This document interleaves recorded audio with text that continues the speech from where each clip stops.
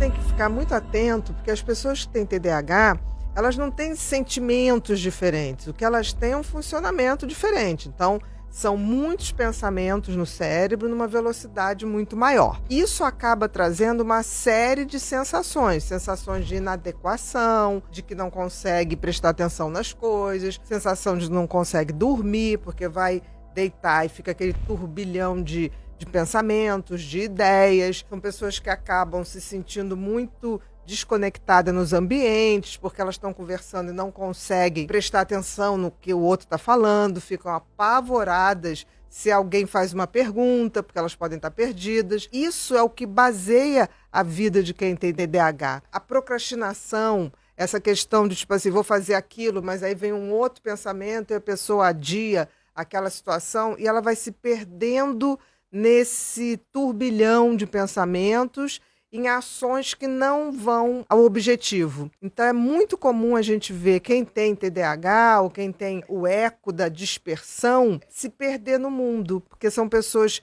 extremamente criativas, cheias de ideias, cheias de bons sentimentos, mas elas acabam não efetuando, não fazem o script da vida. E sem o script as coisas vão se complicando e tudo vai parecendo que é muito maior do que é, tudo vai parecendo que é muito mais difícil, quando na realidade falta a objetividade, falta a execução, de forma simples e objetiva. O TDAH, ou o eco da dispersão, da procrastinação, está sempre ligado a um percentual de pessoas, né? É importante que a gente entenda que a gente nasce assim. Eu estou falando da gente porque eu tenho TDAH. Então a gente não vê o mundo de outra maneira. A gente leva muito tempo para entender que a gente é diferente. Eu diria que dá numa faixa aí de 6 a 8% na infância e isso vai para mais ou menos entre 4 e 6% na vida adulta. Por que eu falo isso? É mais visível na infância porque na infância você vê isso na escola, na alfabetização, no início da vida. E naquela inquietação muito grande, que a criança não tem filtro, então ela não sabe filtrar esse excesso de energia, esse excesso de pensamento. Agora, em compensação, na vida adulta, em geral, o TDAH ele vai aprendendo a moldar o seu comportamento, ele vai se adequando de forma instintiva e muitas vezes autodidata. Então, por isso que a gente acha que na fase adulta tem menos, mas é porque esses sintomas, de alguma maneira, o TDAH, de forma autodidata, ele vai camuflando e aí dá um percentual um pouquinho diferente. Mas é importante dizer que ninguém tem ex-TDAH, né?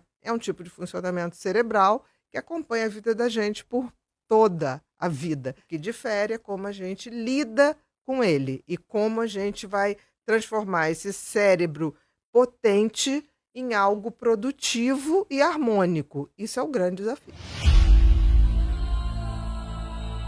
Quando a gente fala em TDAH, a gente tem que entender que antes de ser uma doença, é um funcionamento cerebral. Aí as pessoas falam assim, mas tem tratamento? Tem cura? A gente tem ajuste, né? Porque se é uma maneira da pessoa ser, a gente ajusta. O que é ajustar? É diminuir um pouco esse excesso de pensamento e essa velocidade.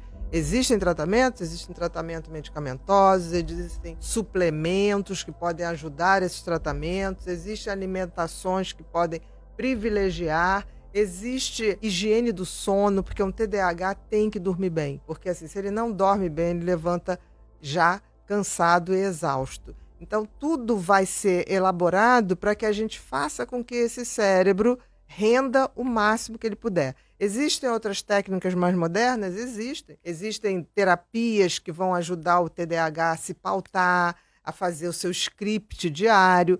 Existe neurofeedback que ajuda, que é essa ginástica cerebral e que ajuda esse lobo frontal do TDAH a se alinhar e assim poder selecionar as coisas melhor, né? Não só o pensamento, filtrar o excesso de impulsividade, filtrar o excesso também de informações.